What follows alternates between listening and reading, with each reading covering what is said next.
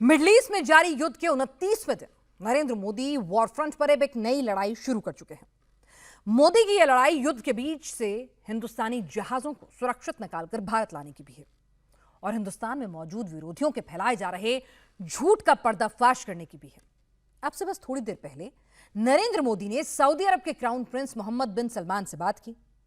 प्रधानमंत्री ने ईरान की तरफ से सऊदी अरब में हुए हमलों की निंदा की।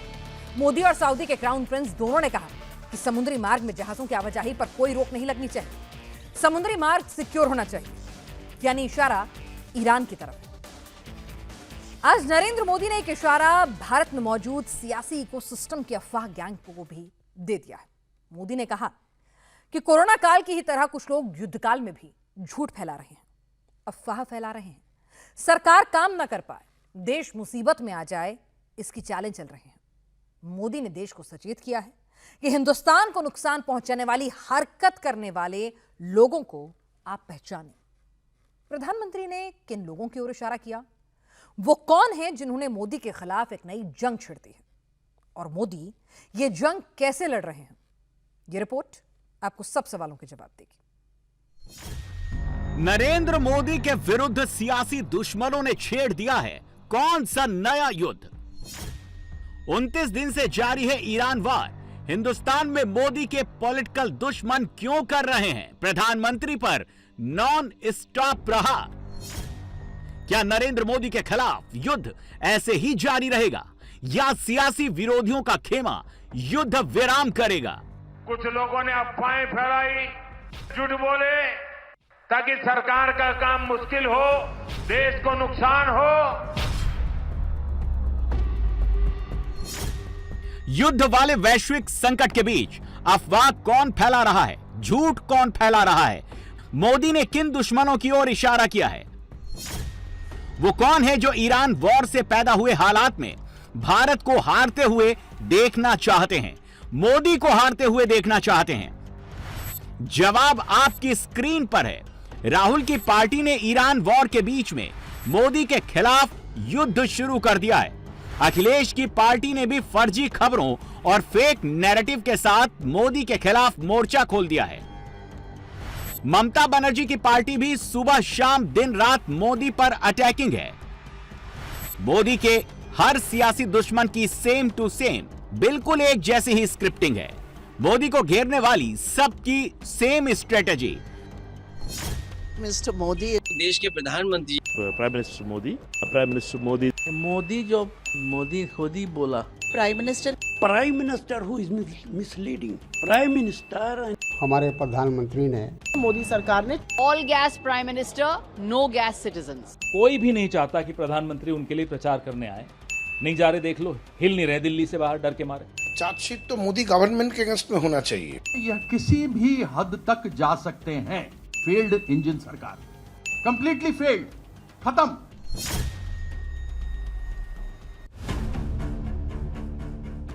सवाल है कि ईरान युद्ध के बाद छाए संकट के बादल में मोदी के सियासी दुश्मन अपना कौन सा मुनाफा ढूंढ रहे हैं? मोदी को कमजोर साबित करके विरोधी अपना कौन सा सियासी हित साध रहे हैं? तो इसका जवाब उन 5 राज्यों यानी असम, पश्चिम बंगाल, पुडुचेरी, केरल और तमिलनाडु में छिपा है, जहां इस साल विधानसभा के चुनाव होने हैं। राहुल दिल्ली में बैठकर बंद कमरे में मीटिंग कर मोदी के खिलाफ मार्च से आगे की रणनीति बना रहे हैं। दीदी की पार्टी बंगाल से मोदी के खिलाफ सियासी युद्ध की शुरुआत कर चुकी है। मोदी के खिलाफ एक नए युद्ध का पोस्टर लॉन्च कर चुकी है और 5 राज्यों के चुनावी सीजन में प्रधानमंत्री के खिलाफ शुरू किए गए वॉर में मोदी के सियासी दुश्मनों ने हथियार ईरान युद्ध के बाद पैदा हुई संकट की स्थिति को बनाया है।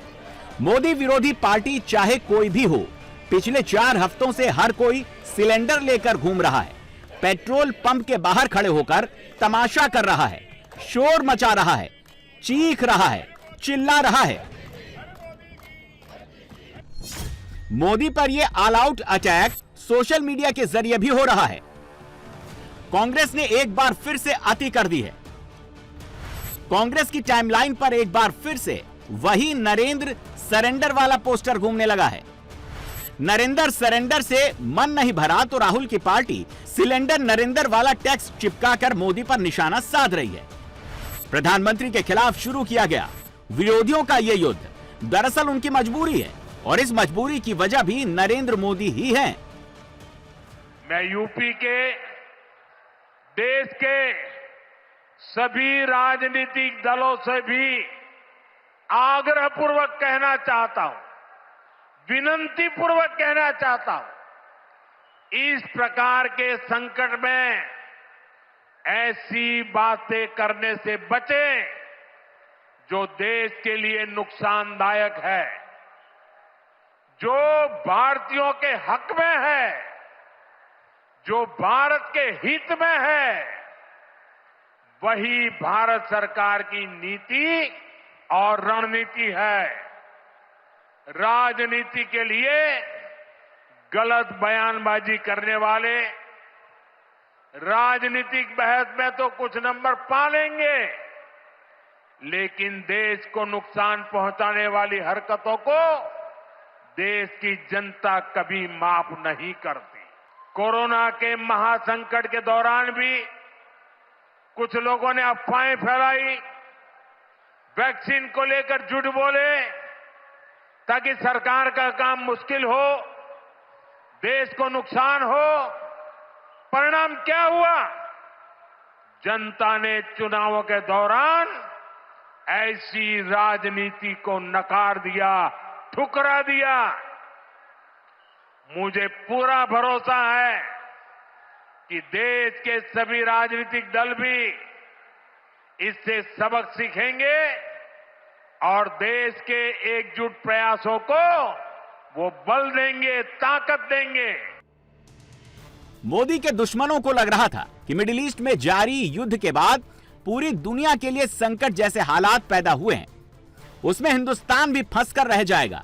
एंटी मोदी गुट ने सोचा कि न तेल आ पाएगा, न गैस आ पाएगी, न यूरिया आ पाएगा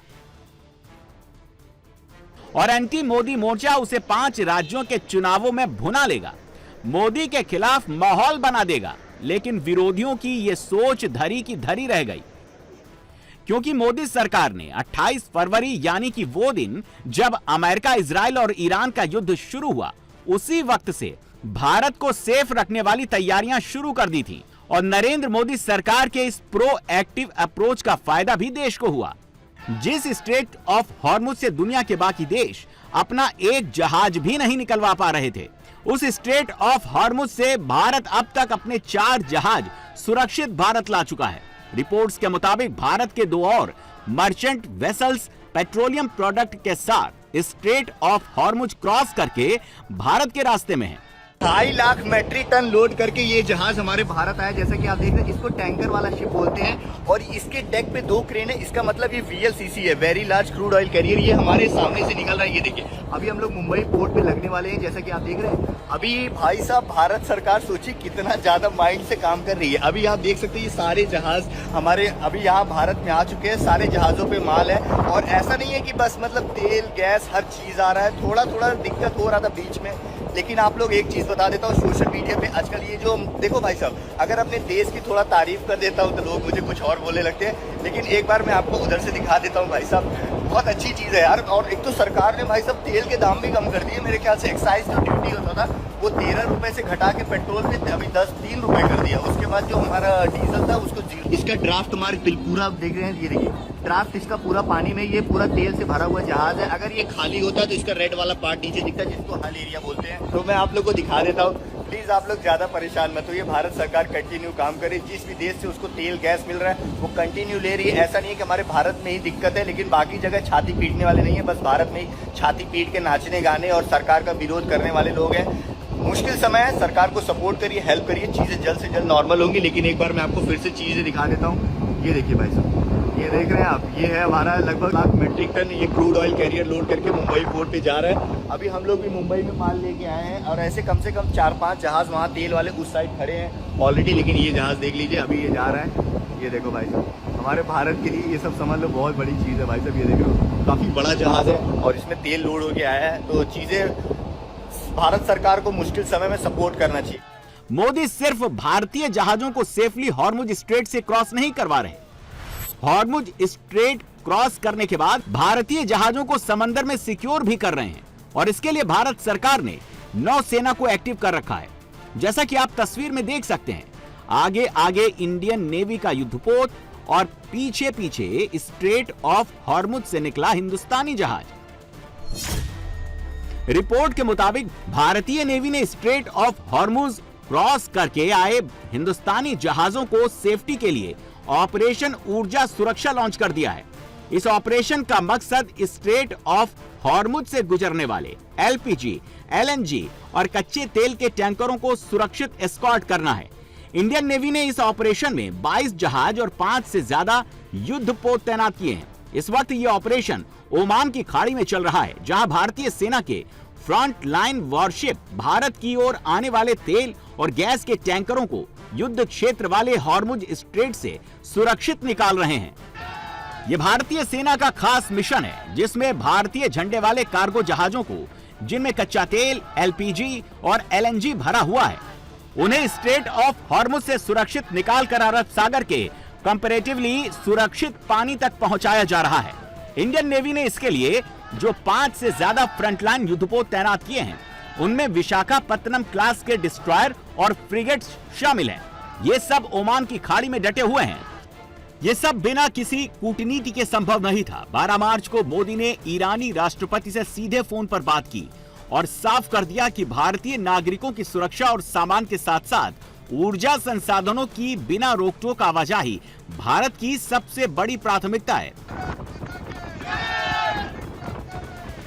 उस बातचीत के बाद ही ईरान ने कहा कि वो भारतीय झंडे वाले जहाजों को स्ट्रेट ऑफ हॉर्मुज के पानी से गुजरने देगा। भारत ये कैसे मुमकिन कर पाया? मोदी ने कैसे हिंदुस्तानी जहाजों और सेलर्स को सुरक्षित वहां से निकाला? अब ये खुद सेलर्स की जुबानी सुनिए। तो इंडिया ना किसी का दुश्मन है, ना किसी का गुलाम।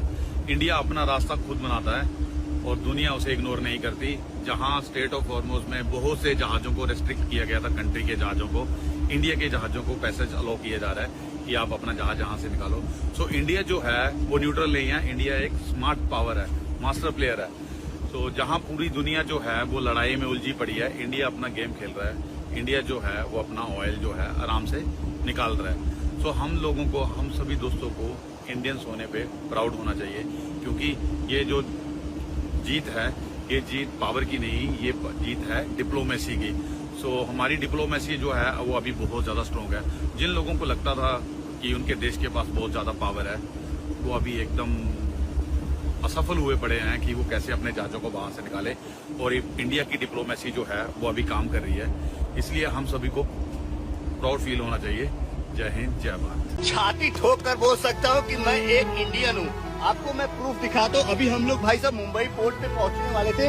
इसके पहले हम लोग जैसे इंडियन ओशियन में एंट्री किया, हमारे बगल में इंडियन नेवी के जहाज आ गए। ये देखिए, ये होते हैं वारशिप, ये देख रहे हैं, अभी आप लोग देख रहे हैं। लेकिन भाई साहब, मतलब भाई साहब वो एक्सप्रेस नहीं कर सकता ये बयान, लेकिन ये मूवमेंट देखो भाई साहब, तगड़ा यार। भारत माता की जय। भाई साहब ये इंडियन नेवी के जहाज होते हैं, ये हमें स्कॉट कर रहे हैं। इन द केस अगर हमें कोई प्रॉब्लम होती है, चैनल 16 पे हम लोग कॉल कर सकते हैं। लेकिन अभी समुद्र में जितने भी जहाज आप देखेंगे सब आसपास चल रहे हैं, कोई दूरी पे नहीं चल रहा है जहाज, क्योंकि मान लो अगर कोई भी दिक्कत हुआ हम लोग तुरंत इन्फॉर्म कर सकते हैं। लेकिन भाई साहब छतिया ठोक के बोल सकी तक हम हिंदुस्तानी है, समझा? या देखा भारत के समुंदर, या देखा इंडियन नेवी हमारे बगले जाता है। जैसे एंट्री किए भैया, अगर देखो मैं अभी अफ्रीका से आ रहा हूँ, मैंने और नेवी के जहाज बहुत कम देखे थे। मैं सही बताऊँ 2-2.5 महीना हो गया मुझे शिप पे आए, लेकिन मैंने नहीं देखा। दिल्ली में मोदी और उनकी टीम इस वक्त भी वॉर से जुड़ी मिनट टू मिनट अपडेट ले रही है। कुछ घंटों पहले ही भारत सरकार ने रक्षा मंत्री राजनाथ सिंह के नेतृत्व में एक इंटर मिनिस्ट्रियल ग्रुप का सेटअप किया है। इस ग्रुप में गृह मंत्री अमित शाह, वित्त मंत्री निर्मला सीतारमण और पेट्रोलियम मिनिस्टर हरदीप सिंह पुरी भी शामिल हैं।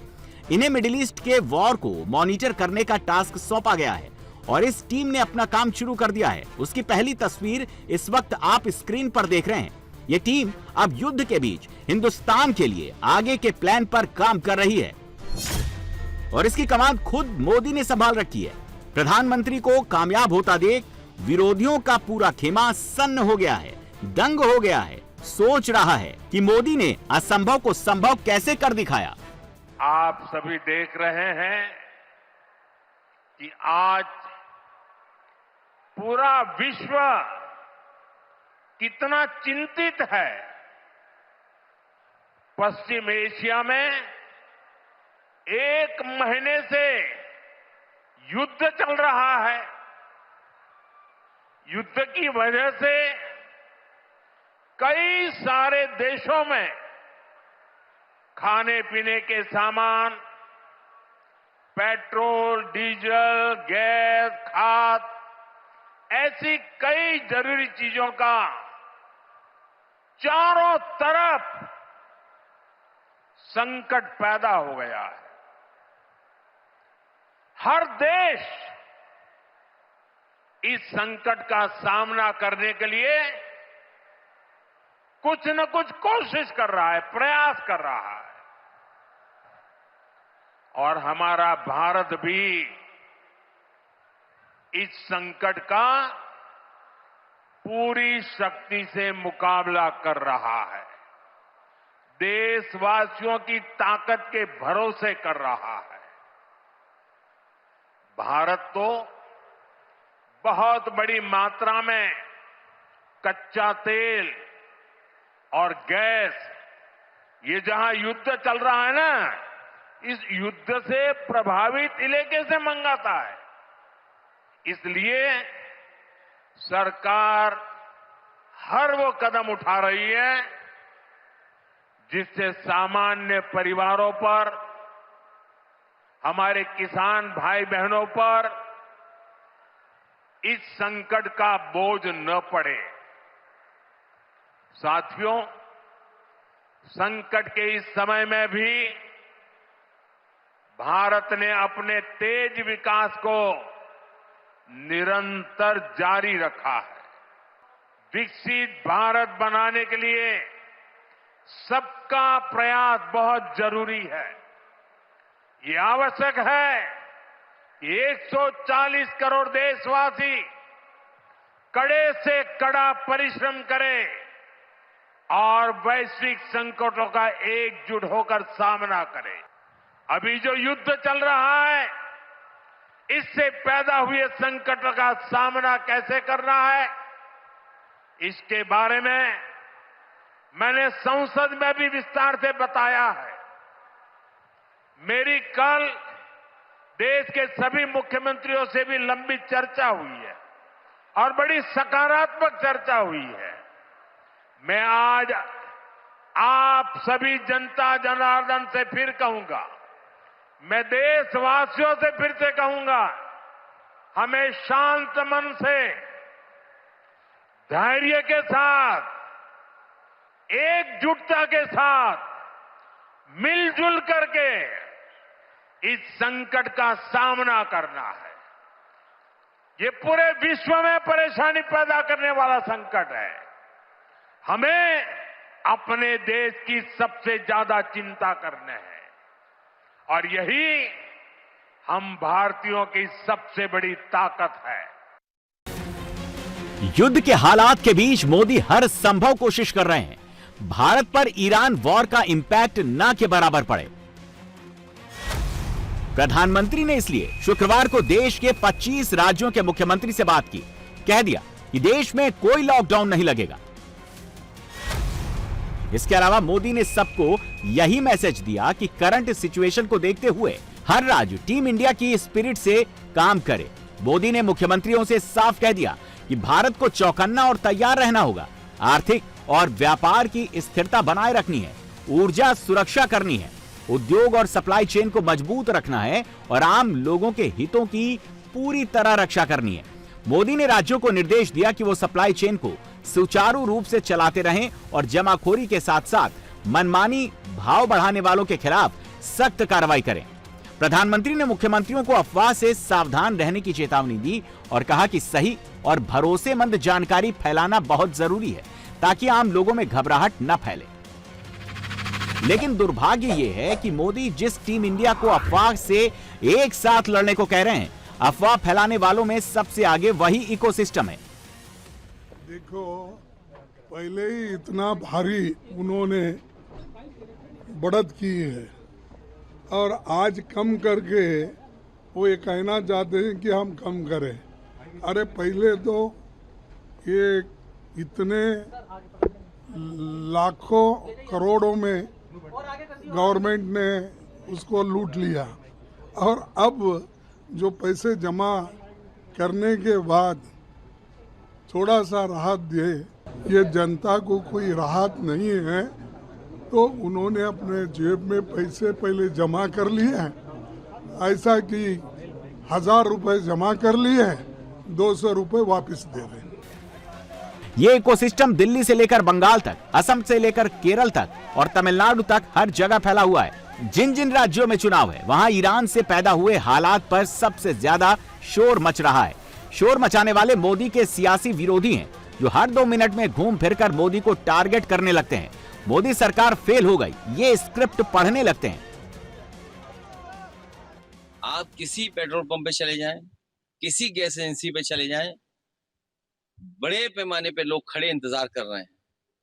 कुछ लोग रात भर रुक रहे हैं या रात भर इंतजार कर रहे हैं कि कैसे गाड़ी में पेट्रोल मिल जाए, डीजल मिल जाए। और फिर जब देश के प्रधानमंत्री जी ने हाउस में ये कहा कि कोरोना जैसी परिस्थिति आ सकती है, और फिर उनके जितने नीचे नेता हैं सब झूठ बोल रहे हैं। खाली झूठ बोलो, जैसे नरेंद्र मोदी जी, आपने सुना होगा सबने, झूठ बोलो झूठ बोलो झूठ बोलो, एक बार नहीं बोलो, बार बार बोलो, झूठ बोलो झूठ बोलो झूठ बोलो, जैसा गुरु वैसा चेला। तो मैं इनको अच्छी तरह से जानता हूं। इनके शुरू से टेक्निक रही कि झूठ बोलते रहो, लोग को बरगलाते रहो, एक झूठ को रोज 10 बार रिपीट करो तो लोग उसको सच समझने लग जाएगा। मोदी खुद ही बोला एक भाषण में, जो संकट गहराई हो रहा है, तो गहराई जब संकट हुआ तब लॉकडाउन किया था, और लॉकडाउन के समय जैसा लंबा लाइन हुआ था, वो लंबा लाइन रोकने के लिए, और आज ही फिर लंबा लाइन हो रहा है। तो इस परिस्थिति में जो आम जनता का जो परेशानी है जिस तरह बढ़ते जा रहा है, इसलिए लोग का आशंकाएं हैं कि ये लॉकडाउन करके फिर ना जनता को परेशान ना करे। पिछली बार जो लॉकडाउन हुआ था कोविड के वक्त में, तो एकाएक हुआ था, पहले से कोई तैयारी नहीं थी, पहले से लोगों को आगाह नहीं किया गया था, और अचानक हमारे प्रधानमंत्री ने रात में लोगों को, राष्ट्र को संबोधित करते हुए ये बात कही कि लॉकडाउन हो गया, जिसका खौफ लोगों में है कि कहीं उसी तरह का कहीं एक अचानक सरकार कोई फैसला ले लेगी तो हम लोग क्या करेंगे। तो अभी से कई राज्यों से ये खबर आ रही है कि जो माइग्रेटेड लेबर हैं वो अपने घर, अपने होम स्टेट में जाना शुरू कर दिया उन्होंने। बड़ी तादाद में लोग वापस जा रहे हैं, ये डर उनके दिमाग में है और उस समय की घटना याद है उनको। दरअसल ये कुछ और नहीं, प्रधानमंत्री के खिलाफ विपक्ष की खींच है। अपोजिशन बर्दाश्त ही नहीं कर पा रहा है कि इस ग्लोबल संकट के दौर में भी मोदी ने कैसे हिंदुस्तान और हिंदुस्तानियों के हितों को सिक्योर रखा हुआ है। ऊपर से जिस वॉर की वजह से ट्रंप की अप्रूवल रेटिंग 39% पर खिसक गई है, जो ट्रंप युद्ध की वजह से 14वें पायदान पर खिसक गए हैं, उसी अप्रूवल रेटिंग में नरेंद्र मोदी 68% के साथ दुनिया के लीडर नंबर 1 बने हुए हैं। और युद्धकाल में मोदी की इस मजबूत लीडरशिप का फायदा बीजेपी को 2026 के चुनावी रीजन में मिलना तय है। असम में बीजेपी की वापसी तय है। बंगाल में दीदी की कुर्सी पर खतरा मंडराने लगा है। अमित शाह ने तो बंगाल में दीदी के खिलाफ जनता की चार्जशीट जारी कर दी है। विरोधी कैंप में जबरदस्त पैनिक है, इसीलिए विरोधियों ने मोदी पर हमला तेज कर दिया है। क्या हो रहा है? लक्ष्मण का एक रेखा होता है जिसको लक्ष्मण का गंडी बोलता है। सीता देवी को कहा गया था आप लक्ष्मण गंडी पार मत करो। BJP is crossing all the limits. मित्रों, ममता दीदी ने हमेशा विक्टिम कार्ड का पॉलिटिक्स खेला है। कभी पैर तुड़वा लेती हैं, कभी सिर पर पट्टी बंधवा देती हैं, कभी बीमार हो जाती है और कभी चुनाव आयोग के सामने बेचारा बनकर चुनाव आयोग को गालियां निकालती। मगर ममता दीदी, मैं आपको बताने आया हूं कि आपकी ये राजनीति को, विक्टिम कार्ड की पॉलिटिक्स को बंगाल की जनता अब बहुत अच्छे तरीके से समझ गई। इस बार बंगाल की जनता पूर्ण बहुमत के साथ भारतीय जनता पार्टी की सरकार बनाने जा रही। 2024 में मोदी जी के प्रधानमंत्री बनने के बाद महाराष्ट्र, हरियाणा, उड़ीसा, दिल्ली और बिहार, ये सभी जगह पे भारतीय जनता पार्टी के नेतृत्व में एनडीए ने अप्रत्याशित जीत हासिल की है। और मुझे पूरा भरोसा है कि हमारी जो कैडर है, हमारे कार्यकर्ता हैं, वो जन जन तक पहुंचे हैं, जनता की आवाज को मुखर कर आवाज दे रहे हैं। और इस बार बंगाल की जनता ने ये तय किया है कि प्रचंड बहुमत के साथ भारतीय जनता पार्टी की सरकार यहां बनाई जाएगी। एक लाइन में कहें तो विपक्ष, खासकर राहुल और ममता की पार्टी, मोदी के खिलाफ युद्ध ही लड़ेगी, युद्ध विराम नहीं करेगी। मोदी के सियासी दुश्मन ईरान वॉर को हथियार बनाएंगे, निशाना मोदी पर लगाएंगे, सीज फायर नहीं करेंगे, नॉन स्टॉप फायर करेंगे। और यह फायरिंग 5 राज्यों के चुनाव खत्म होने तक लगातार होती रहेगी।